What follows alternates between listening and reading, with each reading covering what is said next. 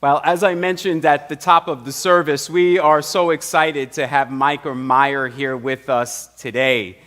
For 3 years, Mikah was on a journey to visit all 419 national park sites in one continuous trip.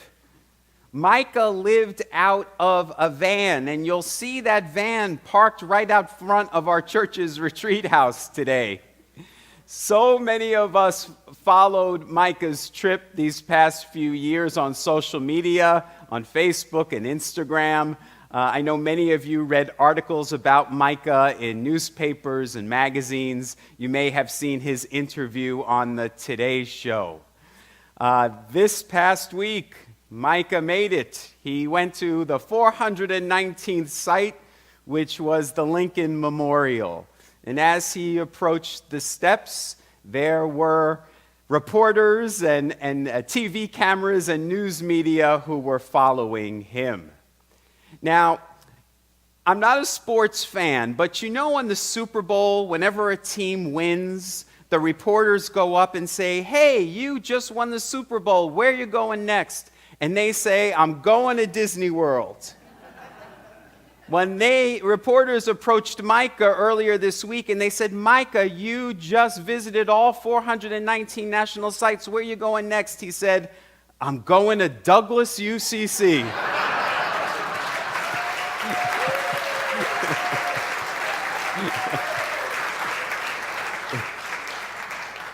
I just made that up. He didn't say that.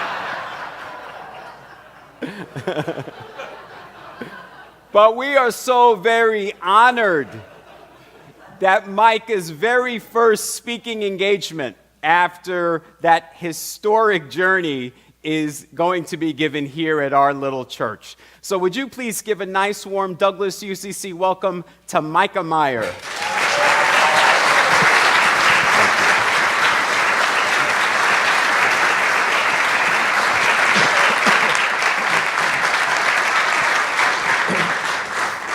Well, thank you for that rousing introduction. I wish that happened everywhere I went. If you could come along with me where I'm moving, and maybe before I go to the bars or something, you could walk in and sort of announce. Yeah.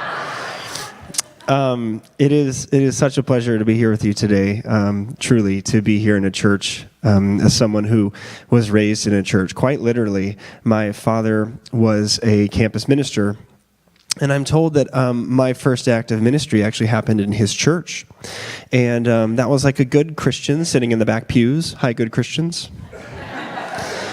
I, around the age of 3, got a hold of a marker, and while he was preaching the sermon, proceeded to draw on the carpet underneath the pews up towards him at the pulpit. So I can see you prepared for my visit today and just put the only carpet anywhere right where everyone could see me if I tried to do anything. But my dad is a large part of the reason why I'm here with you today. He spent the bulk of his career at the University of Nebraska-Lincoln. Go Huskers! Maybe the wrong state for that. But during that time, his Lutheran campus ministry became not only the largest Lutheran campus ministry in the country, but he also received the Distinguished Service Award, which is given annually to the top Lutheran campus pastor in the country. Now, to get this award, you have to be really good with 18 to 25-year-olds.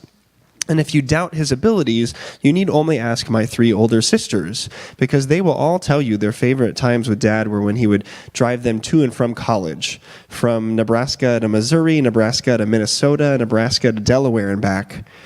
Because they said it was during these times they really got to know him as an adult and talk to him about adult things that mattered now that they were adults and in that 18 to 25-year-old range that he was a specialist in. Now, I wish I could say the same was true for me, but I can't. And that's because when I was 19 years old, my father passed away from esophageal cancer. Now, for a good Midwestern Protestant who had already started saving for my retirement in high school, my dad's passing changed everything. I was always told that we are born, we go to school, we go to college where we'll meet our spouse, we get a job, and then when we turn 65, we get to do those things we've been dreaming about our whole life that take more than 2 weeks vacation. And yet when I saw my dad pass away at age 58, missing out on that American dream, I knew that was not going to be the case for him. Now, I know we have one clergy in attendance today. Are there any other clergy people in the congregation today? I see 1, 2. They're always really slow to raise their hands. Like, are you going to make me read? You'll have to tell me if this is a common backup career or not. They pushed in seminary. But my dad often said if he hadn't been a pastor, he probably would have been a trucker. No, they're not moving, even less than before. I don't know if it was the unlimited amount of sunflower seeds he could eat, the open wind in his hair, or just really bad late-night talk radio. But my dad loved to drive, so much so that when we would make our annual family vacations from Nebraska to Florida, a 28-hour drive, he would do the entire thing straight through all by himself with a giant grin on his face.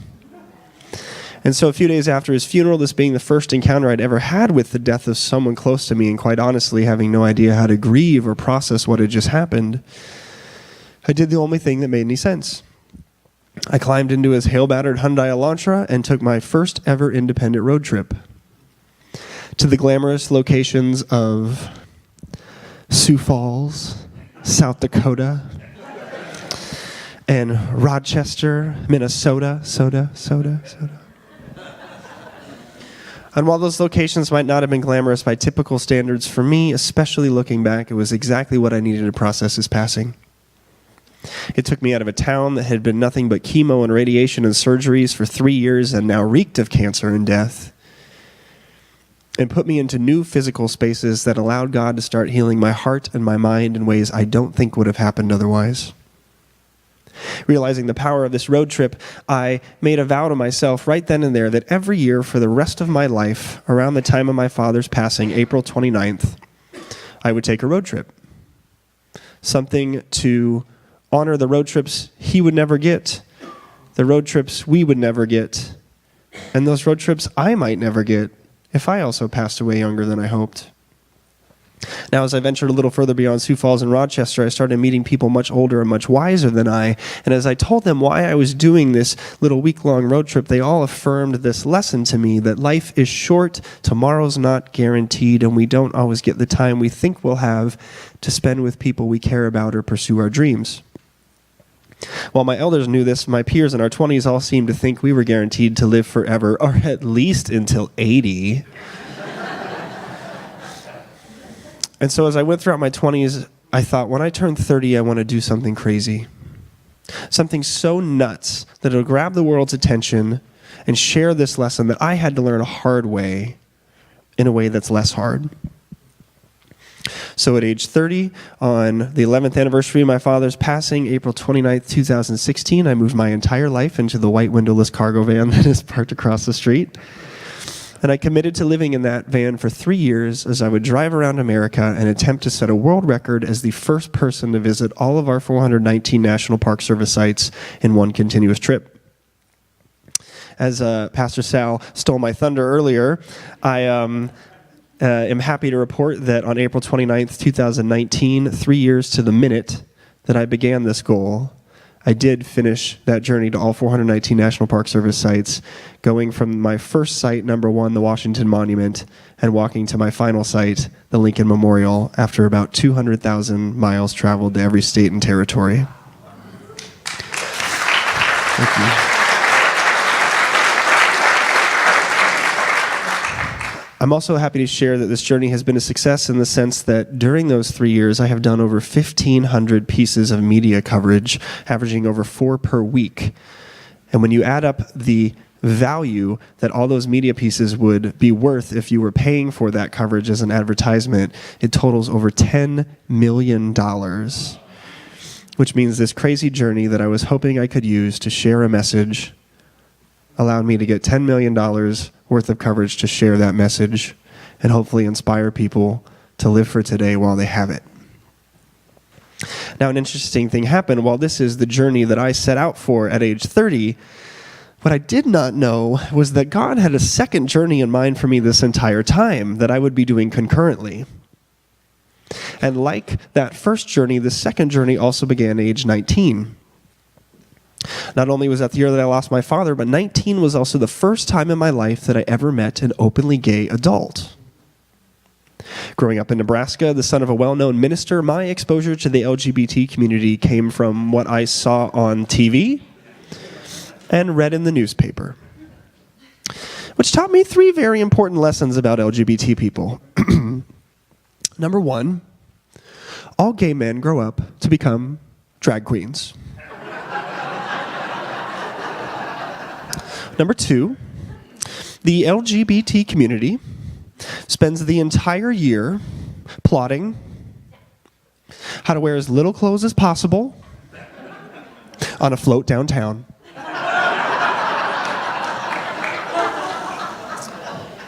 And the 3rd lesson I got, perhaps the one I got loudest and clearest of all, was that anyone who was LGBT was going to hell. And there was nothing they could do to stop that.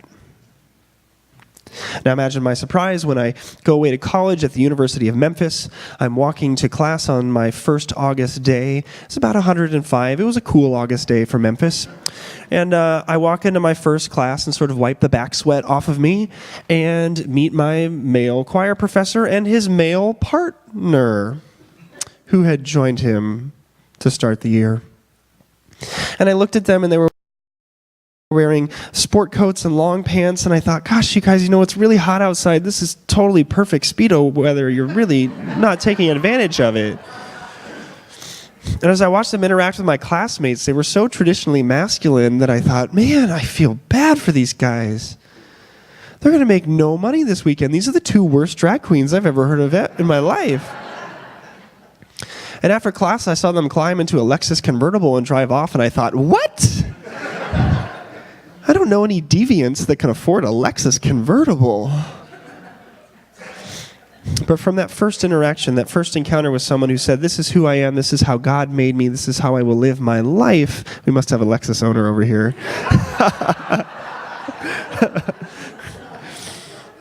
They give cookies, I hear, at the dealership. So.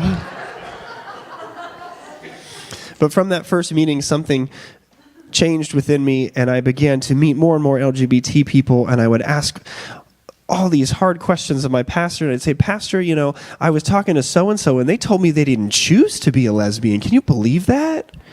And I was talking to somebody else, and they said this part in the Bible, this story, this means this, but it could also mean this, and it could mean this or this. And did you know that the word homosexual didn't even appear in the Bible until the 50s? And I asked question after question after question, the 1950s, not the 050s. But I asked question after question until one day I had a revelation. I had moved from a city that was 4% African Americans to a city that was 68% African Americans. So you can believe my white Nebraska butt, but I got a big education about life realities that I did not know before college. But what struck me was after all the hardships my African-American peers had to deal with, the one thing I never heard any of them say was that they had been told they were going to hell because they were black.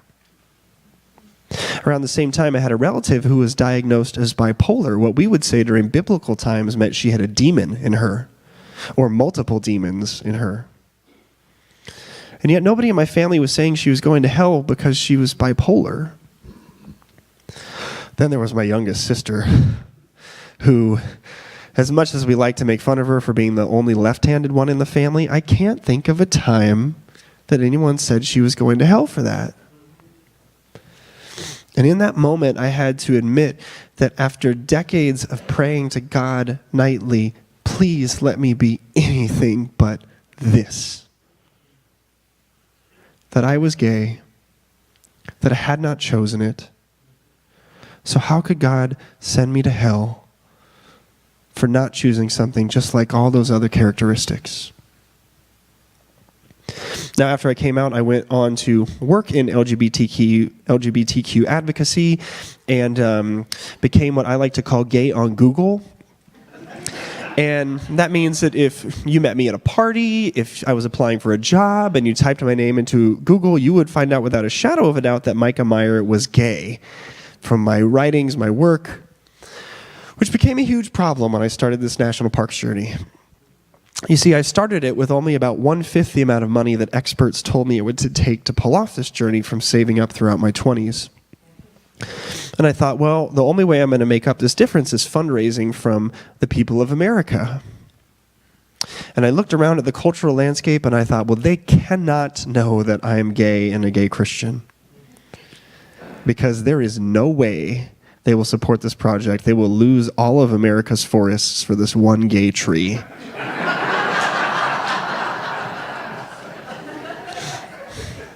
And so I decided that in age 30, I needed to go back in the closet and do everything I could to not let those journalists know that this is who I was, that I had done this work in the past, because I knew that it would offend too many people and stop this journey from being successful. Except 9 months into my journey, something happened. I got a message from someone, and it came on Instagram. Instagram is a popular social media platform teenagers like to use to share pictures and messages. And this person says, "Hello, I'm 15 years old. I go to a private Baptist school in Texas, and I'm not out of the closet to anyone. But I heard about your journey, and I was Googling you, and I just want to thank you. Because now I know when I grow up, I can be ordinary." He says, "Then I see you're setting world records, and now I know when I grow up, I can be extraordinary too." And in that moment, I heard God saying to me, "Mikah, I am giving you thousands of pieces of earned media coverage for your journey.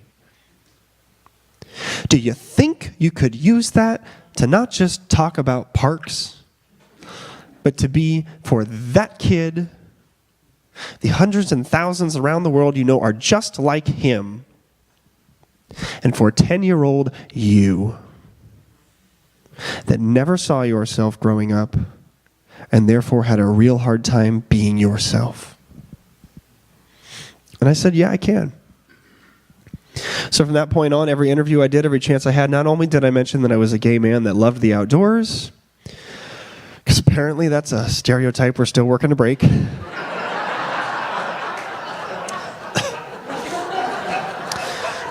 but also that I was not just a pastor's son, but also a practicing Christian who just happened to be gay. So that people around the world who came in contact with the story could know that not only could they be ordinary, but they could also be extraordinary.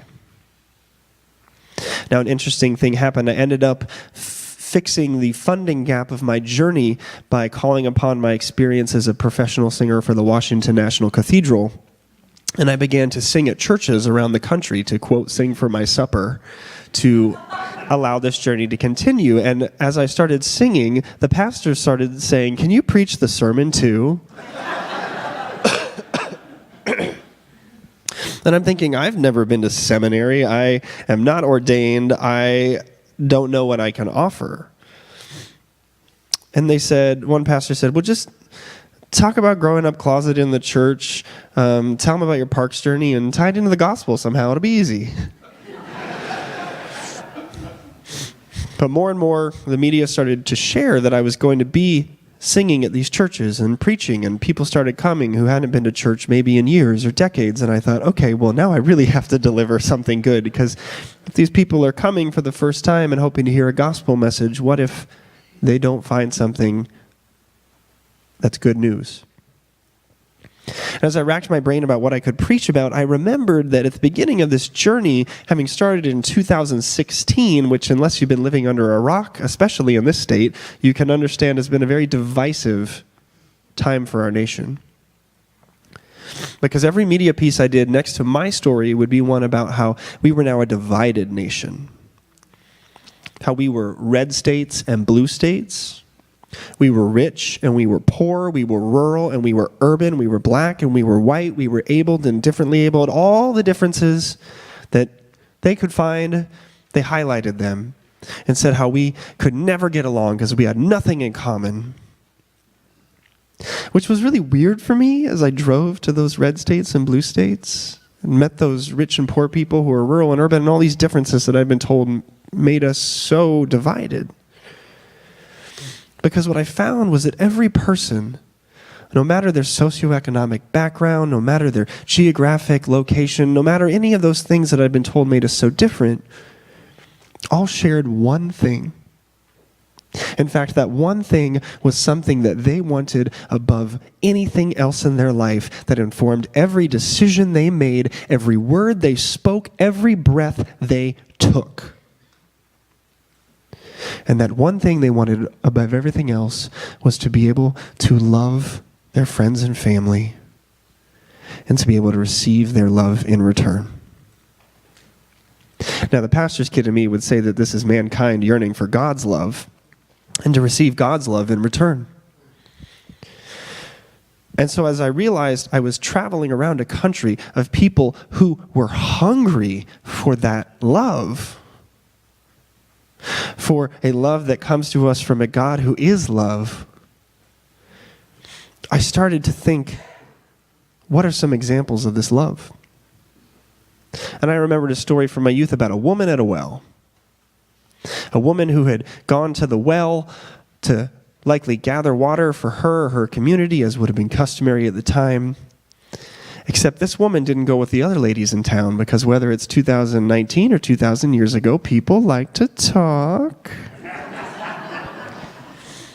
And her peers probably ridiculed her for her multiple past spouses.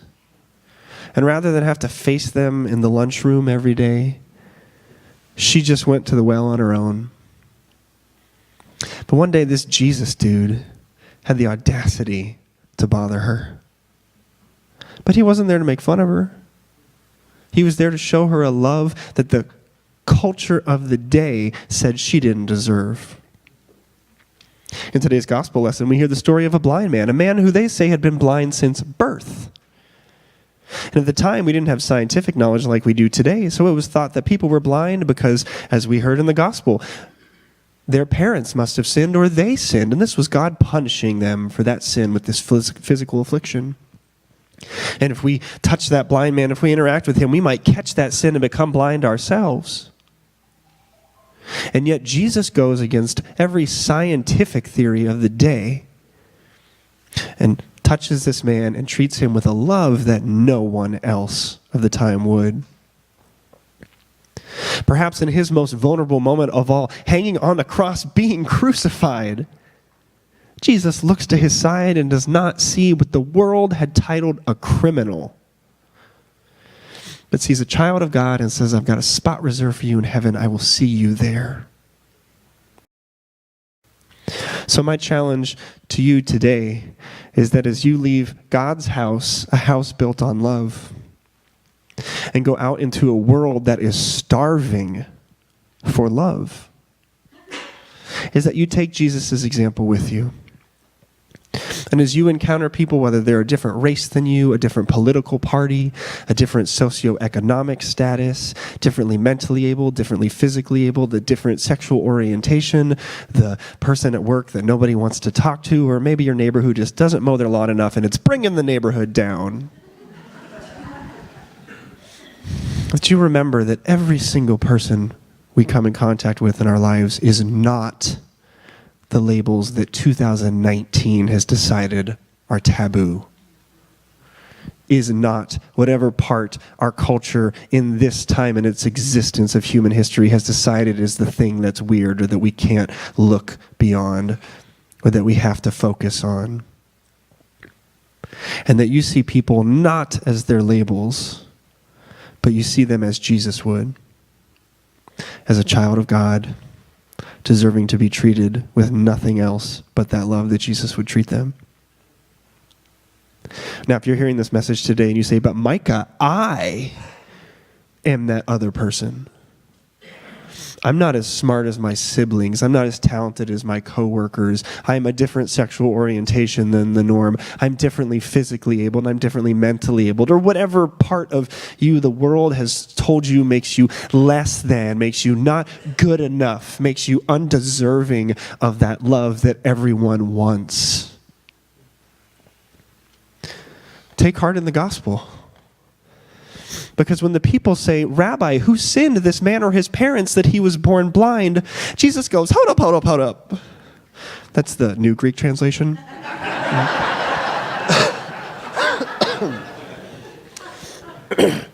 Jesus says, neither this man nor his parents sinned. This man was made blind so that God's works might be revealed through him. So maybe you're the closeted son of an award-winning minister and thinking, God, haven't I done everything right? Haven't I been the perfect pastor's son? Haven't I been the living embodiment of everything it means to be a good and righteous Christian in this world? Why are you afflicting me with this gayness? And then one day realizing that you lived in a world that said being gay was the result of a lack of church time, or of having no faith examples, or of having a horrible father, and realizing God maybe needed you to be gay so that people would have to see an award-winning minister who had grown the largest flock of its kind in America have a gay son, and maybe have those stereotypes changed. So whatever part of you, 2019, or American culture, or our world has told you makes you not worthy, makes you not perfect enough, makes you not deserving of being anything other than the child of God that you are, take heart, and that we have been shown by God through his son Jesus Christ in the Bible all of the important things my good Southern Christian friends told me led us to the truth. That not only are your differences those things that might make you feel the worst when comparing yourself to the rest of the world, not only are those differences holy, but it is your differences, the things that might make you feel most unwelcome in this world, that are what are allowing God to be seen in this world. Now, normally I'd end my sermon with an amen, but I'm here to sing for you today. And so I've got a song prepared, and before I sing it, is Peter around? It's not a cappella. No, okay. Before I sing it, I'm going to let Sal, do they need any instructions on offering, or do they know the drill?